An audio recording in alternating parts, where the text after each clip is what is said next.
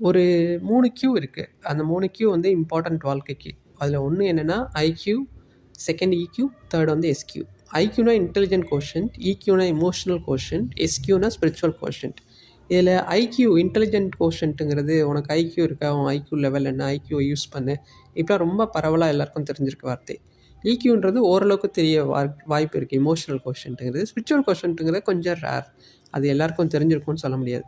3க்கும் நம்ம வந்து பொருள் அப்படின்னு எக்ஸாக்டாக கூகுள்லாம் சர்ச் பண்ணி பார்த்தீங்கன்னா இன்டெலிஜென்ட் கோஷன்ட்டாக தமிழ் படுத்தினா நுண்ணறிவு ஈவு அப்படின்போம். அந்த ஈவுன்ற வார்த்தையை பார்த்தோம் ஒரு மேத்தமெட்டிக்கல் டேர்ம் பயமாக இருக்குதுன்னு நம்ம நினைக்க தேவையில்லை. ஒரு மனுஷனோட நுண்ணறிவை வந்து ஹையஸ்ட்டு 100% அப்படி 100ஆக ஃபிக்ஸ் பண்ணிவிட்டு அதோட கம்பேர் பண்ணி ஒரு மனுஷனோட தனி மனுஷனோட நுண்ணறிவு திறன் எவ்வளோ இருக்குது அப்படின்ற அந்த மதிப்பெண்ணை கண்டுபிடிக்கிறதா வந்து ஐக்யூ. அது வேரியஸ் ப்ராசஸ் இருக்குது. அதில் வந்து ரொம்ப லோவாக இருக்கவங்க, அப்புறம் ஆவரேஜ், அப்புறம் அதுக்கு மேலே, அப்புறம் சயின்டிஸ்ட்டு நம்ம படிச்சிருப்போம். அவங்களோட ஐக்யூ வந்து 130 இருக்குது, 150 இருக்குது அப்படிலாம் சயின்டிஸ்ட்டுக்கோ அல்லது யாராவது ஒரு ஸ்டூடெண்ட்ஸோ ப்ரூவ் பண்ணாங்க அப்படின்ட்டு அப்பப்போ தகவல்களாக படிப்போம். அதனால் ஐக்யூ பற்றி எல்லாருக்குமே தெரியும். எப்படியோ அறிவு, நுண்ணறிவு, அறிவுத்திறன் சார்ந்து நம்ம வாழ்க்கையை எப்படி வழிநடத்துறது அப்படிங்கிறது முக்கியம். அறிவுங்கிறது வெறும் கால்குலேஷன், எக்ஸாம் எழுதி மார்க் வாங்குறது மட்டுமே இல்லை, நம்ம வாழ்க்கைக்கும் உபயோகப்படணும். அதுக்கு அடுத்து இருக்கிற எமோஷனல் கோஷன்ட் வந்து உணர்வுகள் சார்ந்து நம்ம எப்படி கையாளுறோம், நம்மளோட வாழ்க்கையோட சூழல்களை வந்து உணர்வுகளை கரெக்டாக பிரயோகிக்க தெரியுதா. ஏன்னா அழுகை, சிரிப்பு, கோபம், அப்புறம் வருத்தம் அப்படின்னு வெவ்வேறு உணர்வுகள் இருக்கும் இல்லையா, மனுஷ உணர்வுகள்.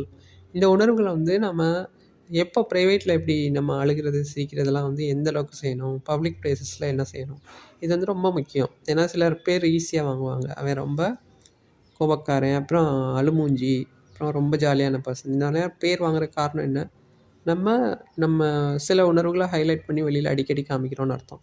அப்படி இல்லாமல் மாடரேட்டாக எந்த உணர்வை எங்கே எப்படி கையாளணும்னு தெரிஞ்சால் வாழ்க்கை வந்து சந்தோஷமாக போகும். இதே மாதிரி தான் ஸ்பிரிச்சுவல். மொத்தமாக எல்லா கியூவுமே வந்து நம்ம வாழ்க்கையை வழி நடத்துறதுக்கு தானே ஒழிய சும்மா அது டேரெக்டாக பேப்பரில் வாங்குகிற மார்க் கிடையாது. ஸ்பிரிச்சுவல் கொஷன்ட்டுனா உடனே நம்ம ஸ்பிரிச்சுவல்ன்ற வார்த்தையை கேட்டதும் மத நம்பிக்கை சார்ந்த அப்படின்னு நம்ம எடுத்துக்கக்கூடாது.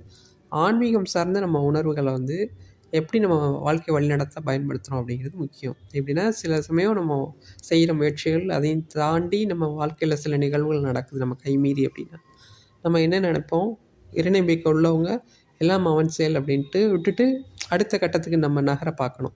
அதே மாதிரி இறைநம்பிக்கை இல்லை ஒரு சிலருக்கு எல்லாம், ஆனால் இயற்கைன்ற ஒரு சக்தி நம்புகிறோம் அப்படின்னு நினைக்கிறவங்க இயற்கையின் விதிப்படி நடக்குது அப்படின்னு சொல்லிட்டு அவங்களும் அடுத்த கட்டத்துக்கு தாண்டறதுக்கு இந்த உணர்வுகளெல்லாம் வந்து உணர்வுகள், அப்புறம் ஸ்பிரிச்சுவல் உணர்வுகள், இதெல்லாம் வந்து மனித உணர்வுகள் எல்லாம் வாழ்க்கையை செம்மைப்படுத்துறது தான் முக்கியம்.